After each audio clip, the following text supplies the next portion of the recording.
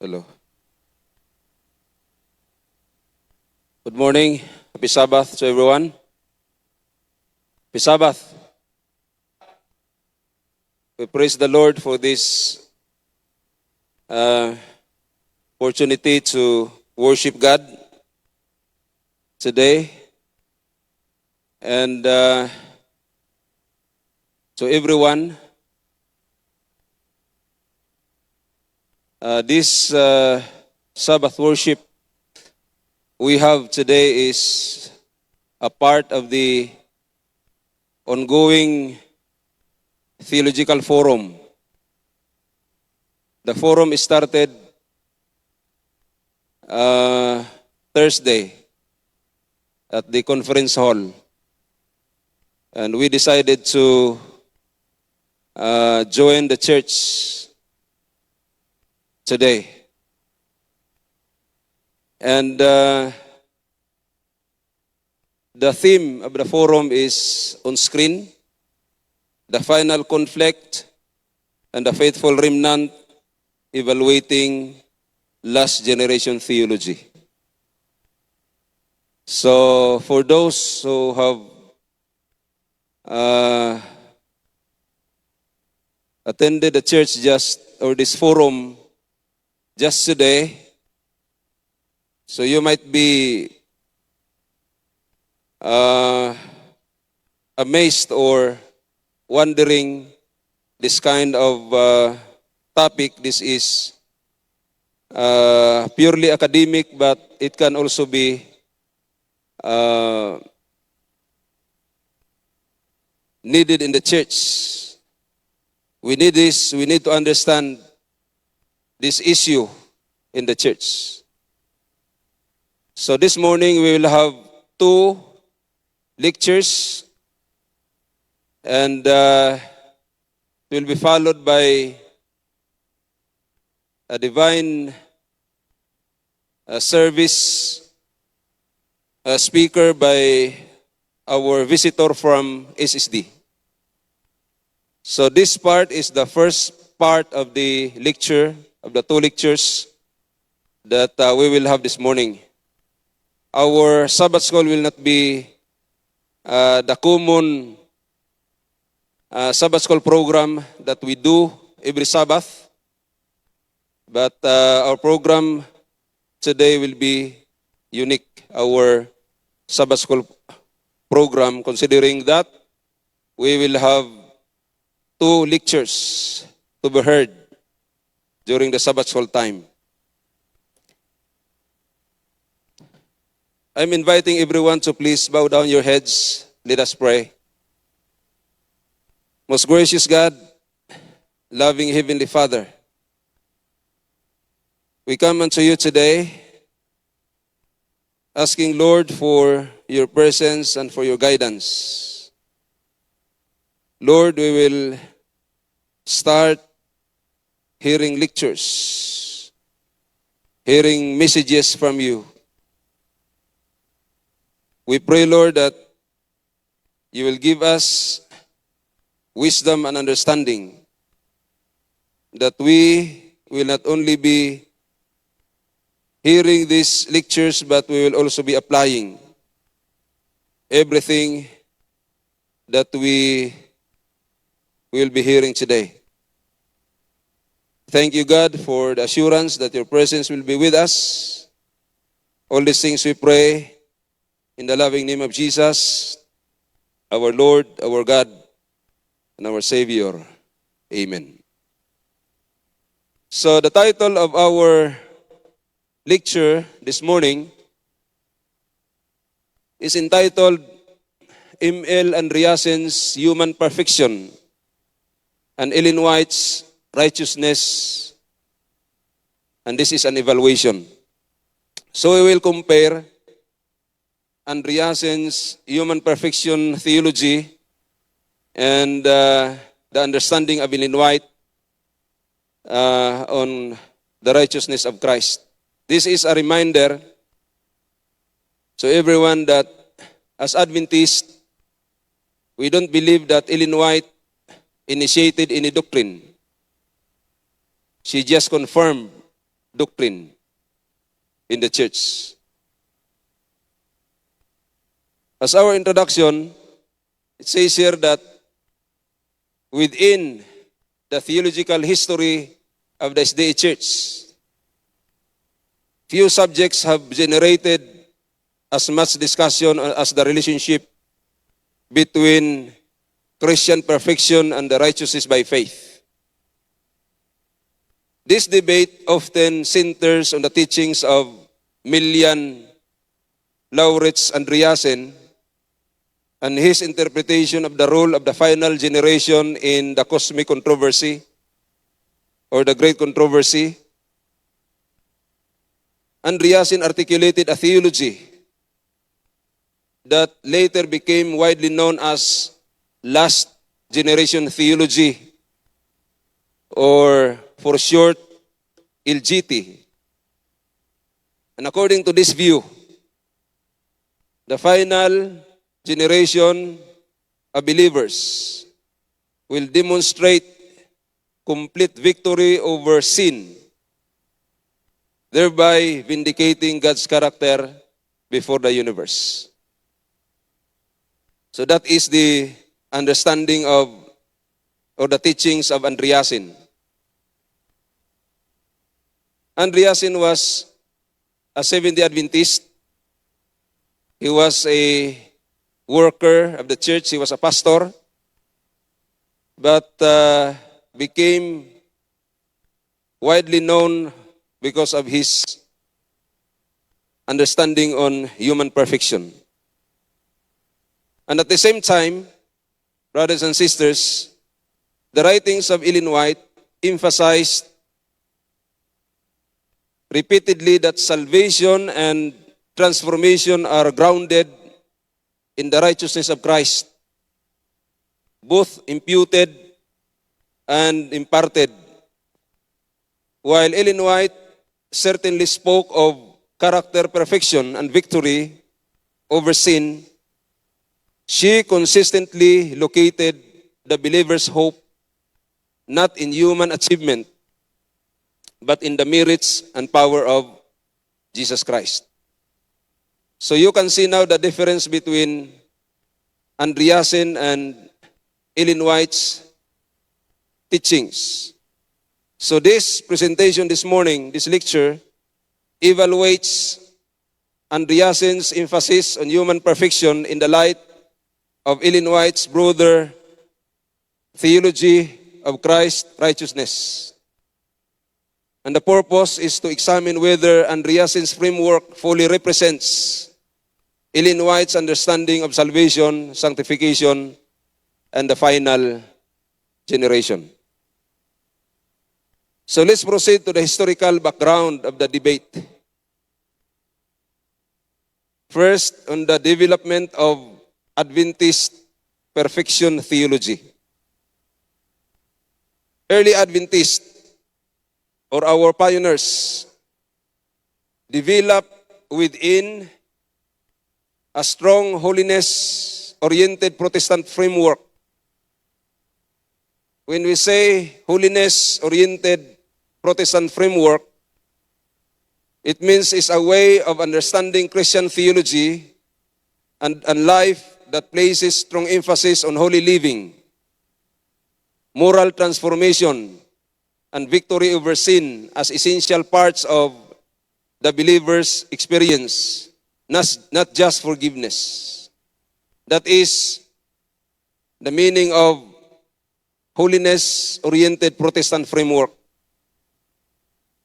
And our pioneers, early Adventists, were developed within that framework, influenced by Methodist and Revivalist traditions.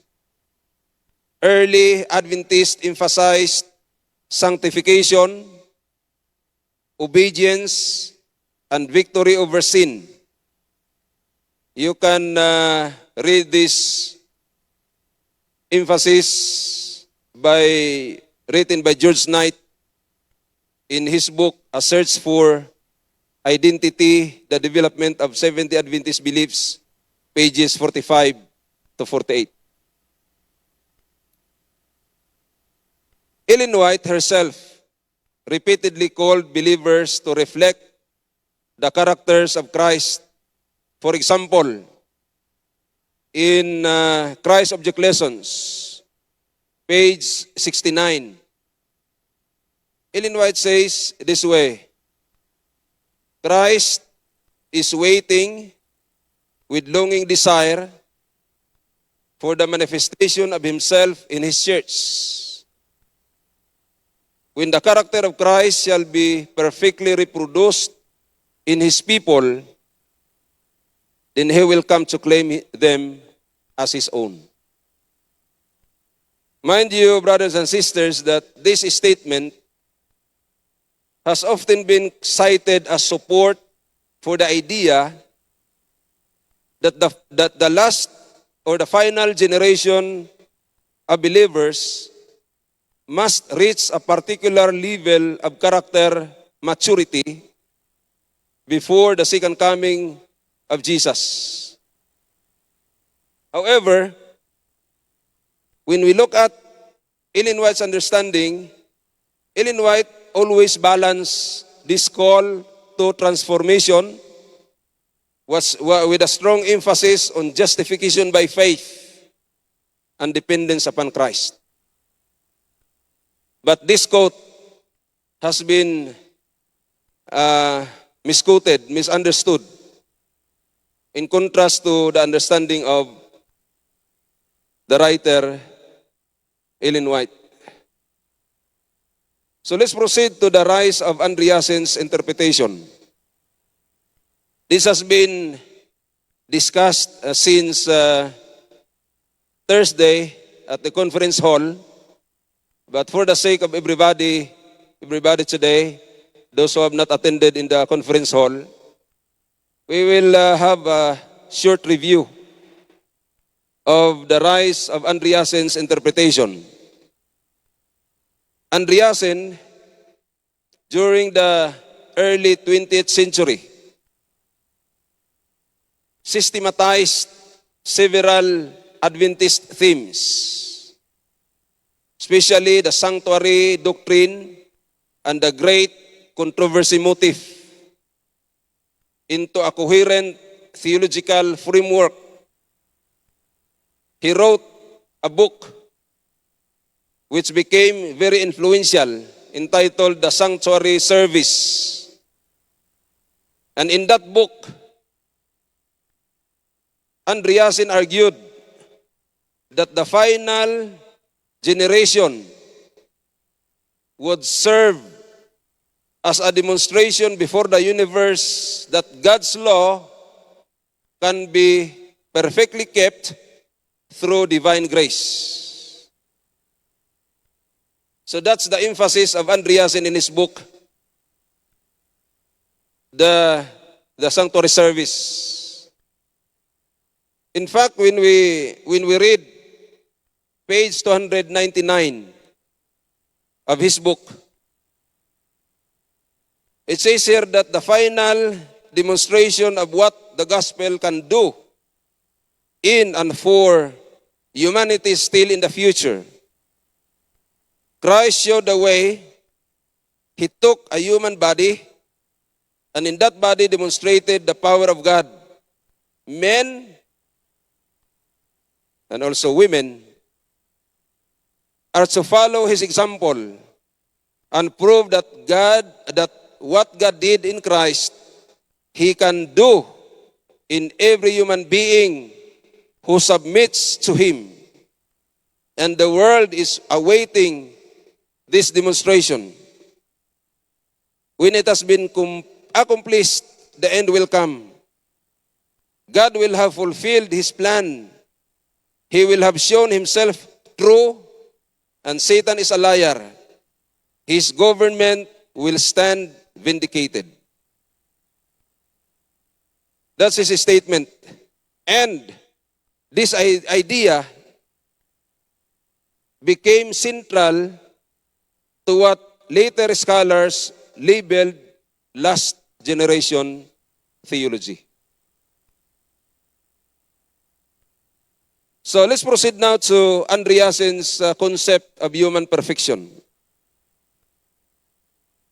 the final generation as God's demonstration. Andreasen believed that the cosmic controversy required a final demonstration that Satan's accusations against God were false. And according to him, Satan claimed that God's law was impossible for humans to keep. And that is true. We can read this emphasis in the spirit of prophecy that Satan has been claiming that God's law is impossible for humans to keep. So according to Andreasen, the final generation would prove otherwise. The last generation will be a demonstration that men can keep the law of God, and they will vindicate the character of God before the universe. When we read the sanctuary service, page 114, you look at the way Andreasen understood his teaching. In the last generation, God gives the final demonstration that men can keep the law of God and that they can live without sinning.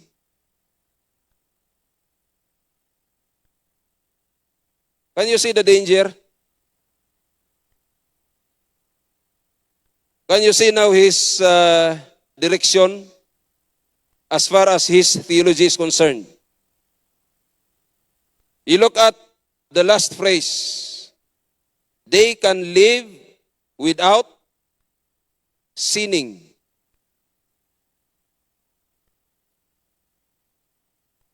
And at the same page,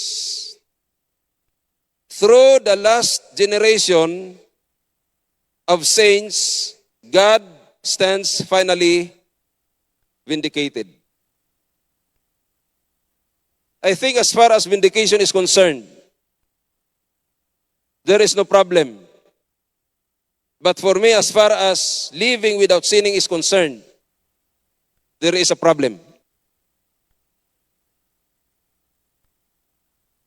So, Andreasen understood the last generation to play a vindicating role within the great controversy. Take note of these words, vindicating rule. Now, how about victory over sin? Central to Andreasen's theology was the conviction that believers would experience complete victory over sin. He did not believe this victory came through human strength, but through Christ's enabling power. Nevertheless, Andreasen maintained that the final generation would ultimately live without committing sin, especially during the time when Christ's mediatorial ministry ceases. Look at this statement in page 302. Thus it shall be with the last generation of men living on earth. Through them, God's final demonstration of what He can do with humanity will be given. He take the weakest of the weak, those bearing the sins of their forefathers, and in them show the power of God. They will be subjected to very temptation, but they will not yield. They will demonstrate that it is possible to live without sin. The very demonstration for which the world has been looking and for which God has been preparing. So that is Andreasen.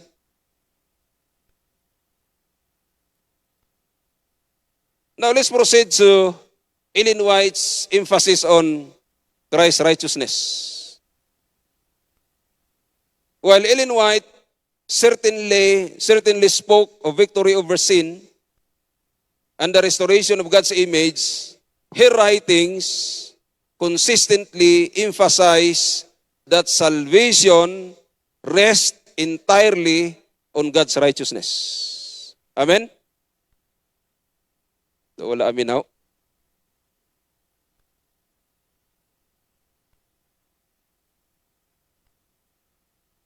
How about justification by faith? Ellen White strongly supported the message of righteousness by faith that was emphasized during the 1888 General Conference session.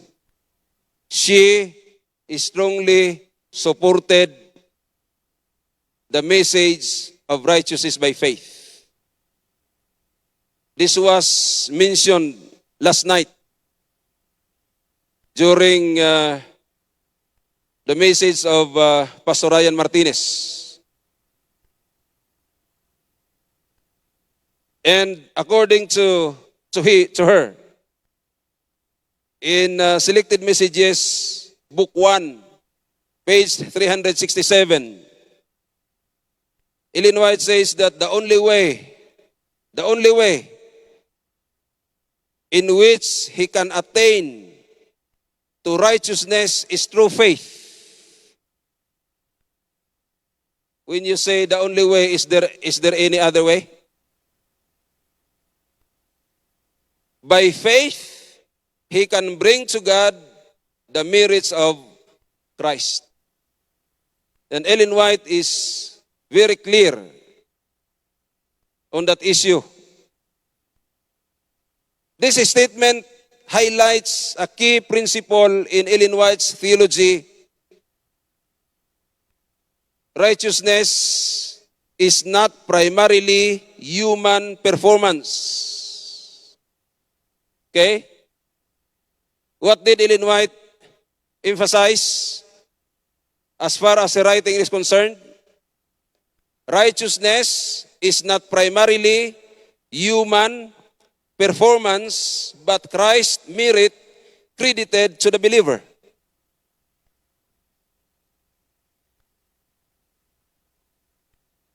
While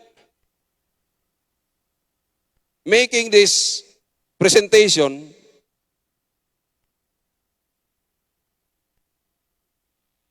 I realized that there is not a point that needs to be dwelt upon more earnestly, repeated more frequently, or established more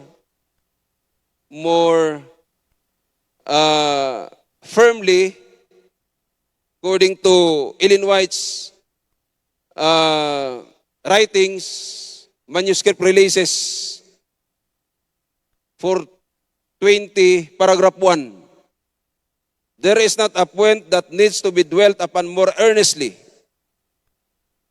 more repeated more frequently, or established more firmly in the minds of all than the impossibility of fallen man meriting anything by his own best good works. You see?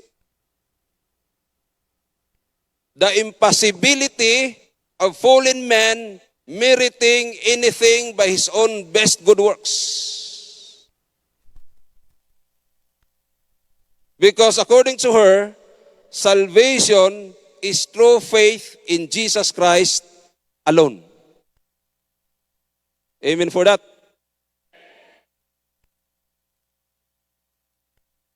Meaning, we cannot rely on our performance.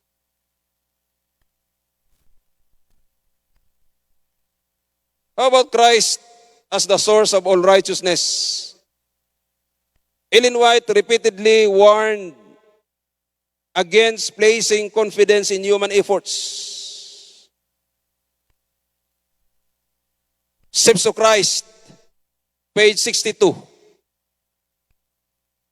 She is straightforward and clear.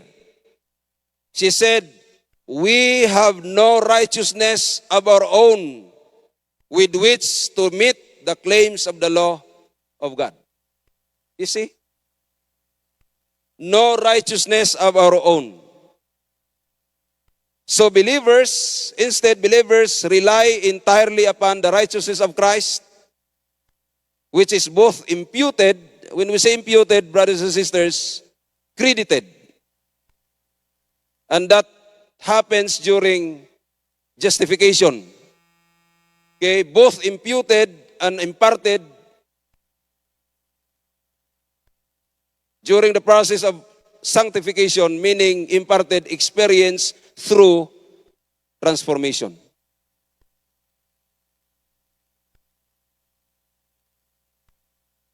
Now let's proceed to the points of agreement between Andreasen and Ellen White. Are there points of agreement to both of them? Considering that we compare now, evaluate now Andreasen and Ellen White. The first one is victory over sin.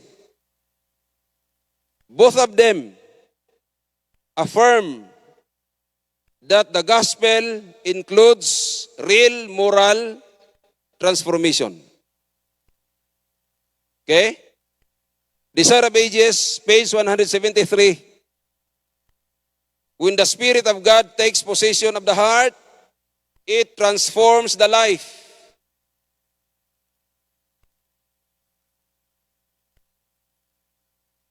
We can only be transformed in this condition. And what is the condition, my brothers and sisters? When the Spirit of God takes possession of the heart. So neither Andreasen nor Ellen White taught that believers remain perpetually enslaved to sin. They don't believe, both of them, do not believe that believers remain perpetually enslaved to sin. The Sanctuary Service, page 108. According to Andreasen, then comes the gospel. The good news is preached to him. Though his sins may be as scarlet, they shall be as white as snow. Though they be red like crimson, they shall be as wool. All is forgiven. So both Ellen White and Andreasen believe on this point. How about the restoration of God's image? Both believe the purpose of redemption is the restoration of the divine image in humanity. Both of them. Ellen White and Andreasen. According to him, this process of restoration is called sanctification and includes in its finished product body, soul, and spirit. When the work is finished, the man is wholly, completely sanctified and restored to the image of God. And according to Ellen White, Christ Object Lessons, page 96, none are so vile, none have fallen so slow as to be beyond the working of this power. In all who will submit themselves to the Holy Spirit, a new principle of life is to be implanted. The lost image of God is to be restored in humanity. So both of them believe on the restoration. The restoration of God's image. How about the cosmic conflict or the great controversy? Both also affirm the great controversy between Christ and Satan, in which the character of God is ultimately vindicated. God's character is at stake, and that character should be vindicated. So those are the commonalities between Ellen White and Andreasen. Now let's proceed to the points of tension When we say points of tension, the points that they disagree. Okay, the first one that I want to share is the center of salvation. Andreasen's theology tends to place significant emphasis on the role of the final generation in vindicating God. Okay, the role of the final generation in vindicating God. That's the emphasis of Andreasen. While Ellen White consistently places the ultimate vindication of God in Christ's sacrifice at the cross. Selected Messages, Book 1, page 323. Ellen White says that the death of Christ is an unanswerable argument as to the immutability and righteousness of the law. So while believers participate in God's mission, the decisive victory was already achieved at Calvary. So there is a tension between Andreasen's theology and Ellen White's theological understanding. How about the nature of perfection?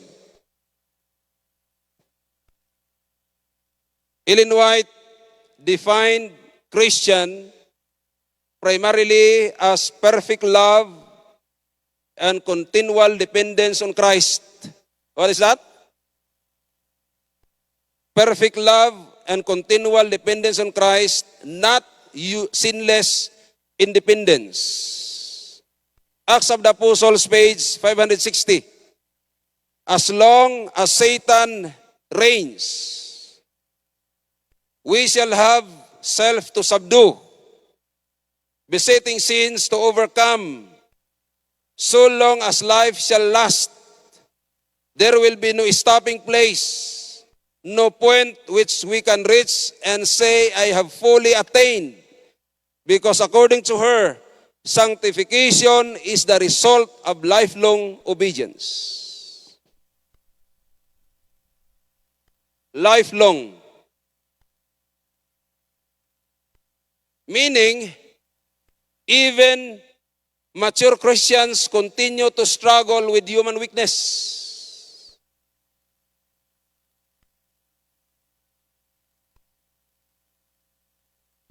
I was alarmed by the last line, sanctification is the result of lifelong obedience. And in connection with that statement of Ellen White, I also found this one.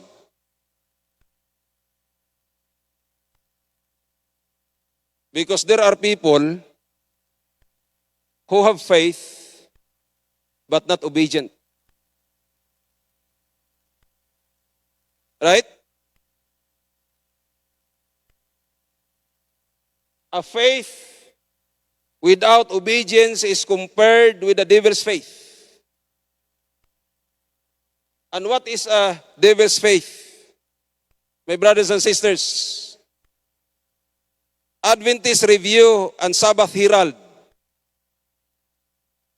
published in December 2, 1858, page 11.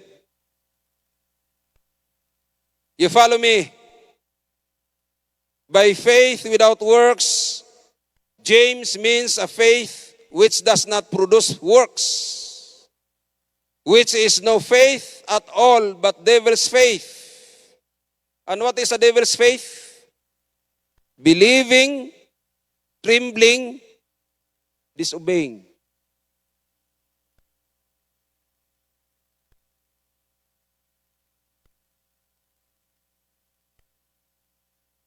And the world is a victim of this kind of faith. Now let's proceed to the danger of legalism. the danger of legalism. Ellen White warned that overemphasis on human effort could obscure the gospel. What is that word? Obscure. What is obscure? Huh? Obscure. Kami na lang.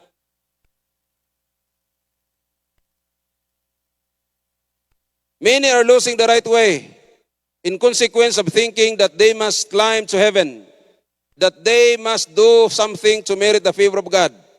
They seek to make themselves better by their own unaided efforts. This can never accomplish. Christ has made the way. Selected Messages, Book 1, page 368.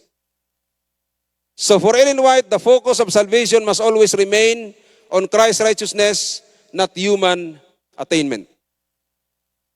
Now, theological evaluation. A balanced evaluation suggests that Andreasen emphasized a legitimate Adventist concern, victory over sin and character transformation, but perhaps overstated the demonstrative role of the final generation. Overstated the demonstrative role of the final generation. Okay, Ellen White's theology appears more Christ-centered in its emphasis. While she believed believers would reflect Christ's character, she consistently grounded that transformation in Christ's righteousness, Christ's intercession, and Christ's grace. Thus, the final generation does not vindicate God independently. Rather, their lives testify to the power of Christ already revealed at the cross. Implications for Adventist theology. The first one here is this discussion has important implications for contemporary Adventist theology. The first one is a balance between justification and sanctification. The gospel must hold together justification by faith and transformation by grace. Second, Christ-centered eschatology. Adventist eschatology should remain centered on Christ's work, not human achievement. The third one is the role of the final generation. The final generation reflects Christ's character, but the ultimate vindication of God occurs through His life, death, and resurrection. So to conclude, the debate between Andreasen's emphasis on human perfection and Ellen White's emphasis on Christ's righteousness reflects an ongoing tension between Adventist theology. Andreasen highlighted the transformative power of the gospel and the role of believers in the cosmic conflict. Ellen White's writings consistently remind the church that Christ's righteousness remains the foundation of salvation. The final generation will indeed reflect Christ's character, but this reflection is not the result of human achievement. It is the work of Christ reproduced in His people. The true message of Adventism is not human perfection, but Christ's perfect righteousness manifested through transformed believers. So before ending, I would like to leave this line. Brothers and sisters, be part of the last generation of Christians without subscribing to last generation theology.